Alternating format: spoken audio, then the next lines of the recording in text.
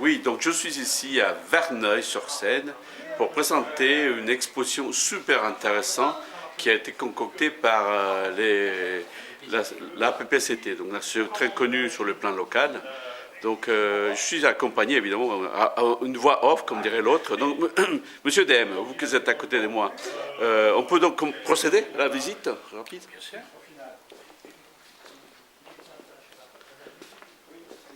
Donc qu'est-ce que nous avons ici, Monsieur Alors, DM?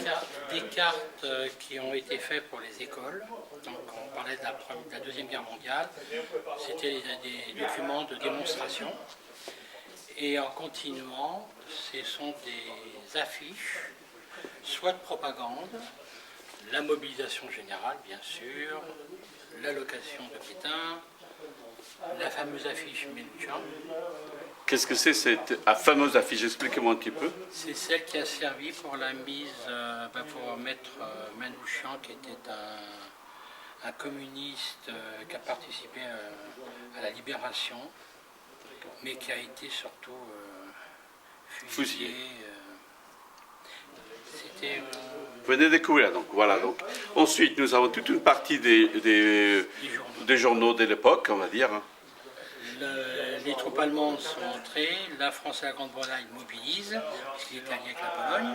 Après, l'Angleterre entre en guerre, bien sûr. Les deux lignes Maginot et... La fameuse ligne Maginot, voilà. Et les journaux, bon, Pétain à la tête du gouvernement, l'armistice qui demande aux Allemands, les textes du contrat d'armistice et puis la rencontre entre Pétain et le Führer qui a concrétisé... à la collaboration, comme dirait l'autre. Très bien, donc on va plus vite. Donc, le débarquement. Des documents d'archives, vous voyez bien que c'était... Ils sont des documents de l'époque, hein, ce ne sont pas des facsimilés. Non, tous des originaux. Des originaux, voilà. Intéressant, c'est ça. Ça, c'est le débarquement, mais vu du gouvernement de Vichy. Tentative de débarquement, alors le débarquement a eu lieu. D'accord. Donc je vous invite à venir voir tous ces archives, tous ces documents de première main. Quelles sont les, si je peux vous poser une question, quelles sont les origines de ces archives? C'est vous? C'est la PPCT? C'est un ensemble de différentes contributions, on va dire. D'accord. Ça, je tiens à apprécier, il y a 5 panneaux là qui sont des courriers qui émanaient, si vous voulez, du gouvernement, des préfectures ou des régions à destination des maires. D'accord. Cette collection, elle est surtout due, si vous voulez, elle a été positionnée pour le Pékin-Ouslanda, pour la personne qui vivait à cette période. Toutes les contraintes qu'il subissait. Prenons un exemple, par exemple, la mairie de Lagny, par exemple. Alors, qu'est-ce que vous trouvez ici dans la mairie de Lagny? Pour la fête des mères, la guerre de 39-45. La fête des mères, c'est Pétain qui l'a mise en place. D'accord. Vous voyez, donc venez découvrir tout ça. Alors, on procède ensuite, par la suite, on va passer où? Oui. Oui. Donc, revenons, on va dire, aux racines de la guerre, finalement, c'est ce qu'on pourrait dire. Donc, les conflits territoriaux de l'Alsace et de la Lorraine, que vous connaissez tous. De toute façon, ici, vous pourrez vous instruire, il y a tout ce qu'il faut. Et là, où nous passons une grande partie des années 30. Expliquez-moi un petit peu ce que la signification de ces périodes. Alors, cette période, surtout une période qui a été un des premiers pays qui a vécu ça, c'est la période inflationniste. On arrive à des montants qui étaient complètement... Prenez le cas de ce document qui est pour poster une lettre, on l'a timbré à 80 milliards de marques. Et donc. Ce qui situe un peu le problème. Après, bien sûr, Hitler est arrivé. C'est lui le plus beau, le plus fort et qui a essayé de convaincre les gens, si vous m'élisez, moi je vais redresser l'Allemagne, je vais vous redonner tout ce que vous avez perdu. Et bien sûr, il a été élu. D'ailleurs, vous voyez là-haut un bulletin de vote. Un bulletin de vote. Voilà. On continue à présenter l'expo ici à Verneuil-sur-Seine. Donc ici, c'est un moment aussi important pour la France. Donc Pétain s'est fait élire. Tout à fait. Ne pas oublier que Pétain était un héros de la guerre de 14. Donc, je dirais pratiquement tous les Français étaient pétéistes en 1939. Ce qui explique pourquoi il s'est fait élire. D'ailleurs, on voit là, et puis surtout la grande phrase, voilà. Marshall, nous voilà. Tout à fait. Voilà, voilà. Ben, ça fait partie de notre culte de la histoire. personnalité s'est prononcé. D'accord. Ok, bon, on va procéder ensuite à la prochaine partie. Alors là, bah, c'est sur l'agriculture, hein, c'est la vie quotidienne au niveau de l'agriculture, avec les réquisitions de chevaux, les effectifs, le recensement du bétail. Voilà, toutes ces parties, c'est le quotidien et notamment les aspects économiques de la période, hein, quand même difficile pour les uns et les autres, on peut dire. Très difficile. Bon, les cartes de ravisionnement, les gens, beaucoup de personnes s'en souviennent et l'ont vécu d'ailleurs. Ils ont eu cours jusqu'en 49. Carte de rationnement ne veut pas dire pour ça qu'on avait le droit d'acheter. D'accord. On l'avait. Ok. Alors, les impôts pendant la période fatidique, expliquez-moi. Voilà, la vie continuait son train-train, en sachant qu'il fallait beaucoup de documents pour pouvoir circuler.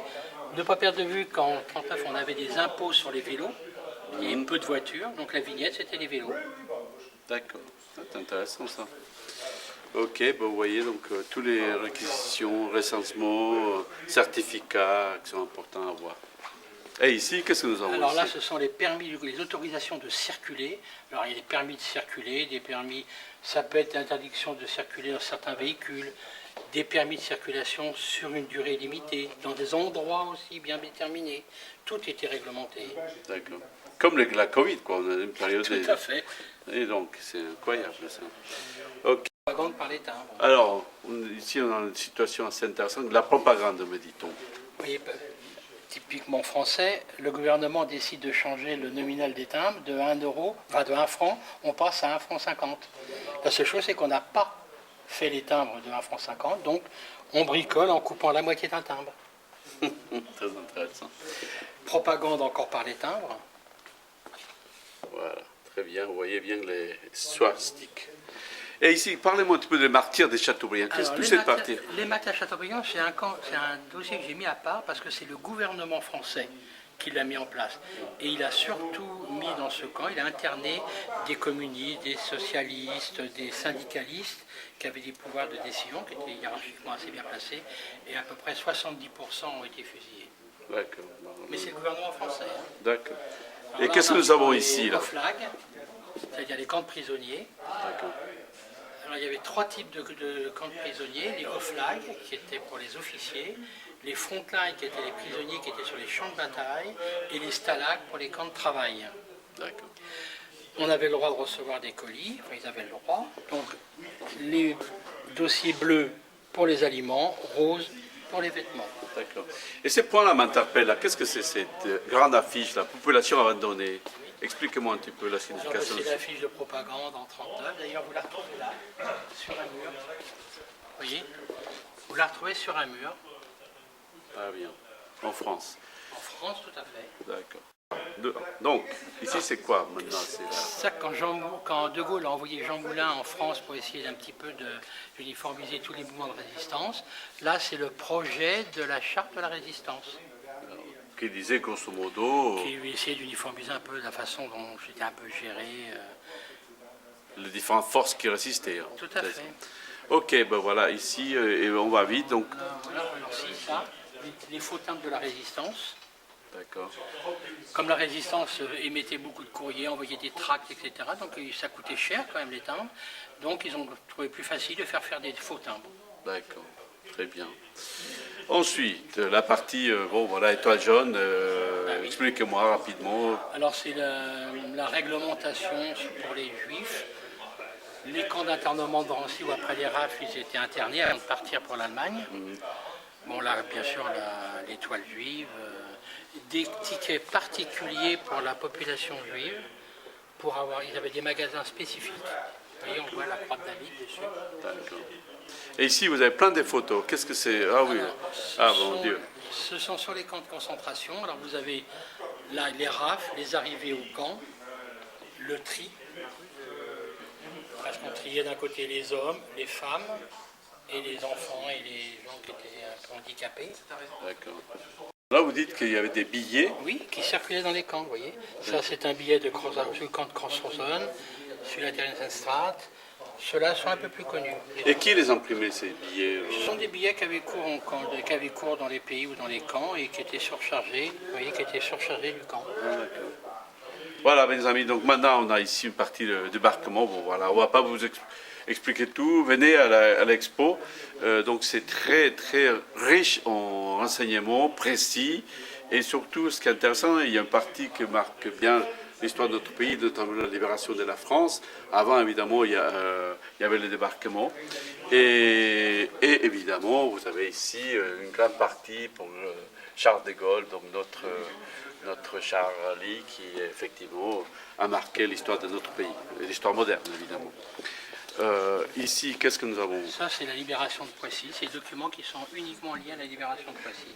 Libération de Poissy, très bien. Bon, voilà, vous avez ça aussi. Il y a eu la capitulation des nazis, la résistance. Et ici? Alors là, on a 4 dossiers qui sont un peu spécifiques, qu'on a regroupés ensemble. La poche de Saint-Nazaire. Quand les Américains sont débarqués, ils n'ont pas pu proche la poche de Saint-Nazaire parce qu'il y avait quand même plus de 30 ou 40 000 Allemands et des fortifications de plus de 100 ans. Ouais. Donc ils ont contourné. Elle s'est rendue qu'en mai 1945. D'accord. Après, le sabordage de la flotte. Le Toulon, oui. À Toulon. La marine française, Voilà. oui, très important. Qui était la 6e au monde à l'époque. Et là, La LVF, la Légion française contre le bolchevique. C'était les Français qui combattaient à côté des Allemands. Oradour-sur-Glane, bien sûr.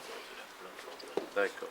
Voilà donc le grand moment de l'histoire de la Deuxième Guerre mondiale. Venez les amis, on ne va pas tout dévoiler, mais pour terminer peut-être, on a une partie des images, on va dire, des miniatures, des objets. Donc vous avez des maquettes de véhicules militaires. Oui. Donc vous avez la présentation des 4 armées, l'armée française, l'armée anglaise, l'armée allemande et l'armée américaine et l'armée russe, sachant que la plupart des modèles présentés sont des blindés ou des véhicules tout-terrain, et il y a aussi toutes les différentes versions des véhicules. Par exemple, un Panzer allemand était décliné en une vingtaine de versions. Donc là, pratiquement, les 20 là, versions on peut sont montrer, là, présentes. c'est ça l'armée allemande. Et on peut montrer, voilà, on a mis des posters regroupant l'ensemble du matériel à l'échelle réelle. Ça vous donne une idée, par exemple, entre le premier char français et le dernier, la différence de taille. Là, c'est à l'échelle. On va voir que les Panzers, le nombre de véhicules de Panzer est assez impressionnant, déclinant tout du même modèle. C'est ce qu'on voit très bien à partir de ça. Là, la déclinaison du Panzer à partir d'une seule version de véhicule. Et les Américains, vous Et savez. donc, les Anglais et les Américains. Voilà, alors il faut savoir que les productions États-Unis, et on aura un exemple sur le panneau suivant, étaient capables de sortir des centaines de milliers de véhicules en 4 ans, aussi bien des bateaux, des avions, et on peut voir sur le panneau suivant, et on verra la taille des usines. Voilà l'exemple de taille de construction d'un tel...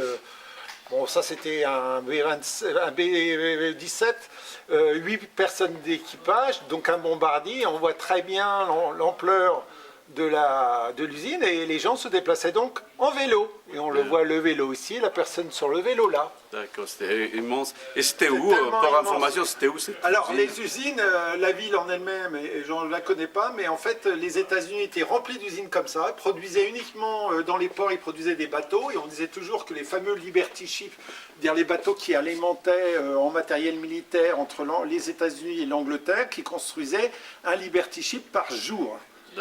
Alors évidemment c'est réparti sur différents, mais on a la taille, voilà, en quelques années ils ont produit 185 000 avions, 120 000 chars, 55 000 canons anti-aériens et 18 millions de tonnes de navires marchands en 2 ans. Très bien. Bon, donc on ne va pas tout expliquer parce que c'est la raison de votre venue. Venez nous joindre les bénévoles de l'association. Donc, Monsieur le Président, pour terminer, quels sont les horaires pour terminer? Alors, les horaires en semaine, c'est le matin de 10h à midi et de 14h à 17h. Et le week-end, c'est de 15h à 18h. D'accord. Donc voilà, tout est dit, oui. Et c'est jusqu'au 11 mai, D'accord. inclus, sachant que c'est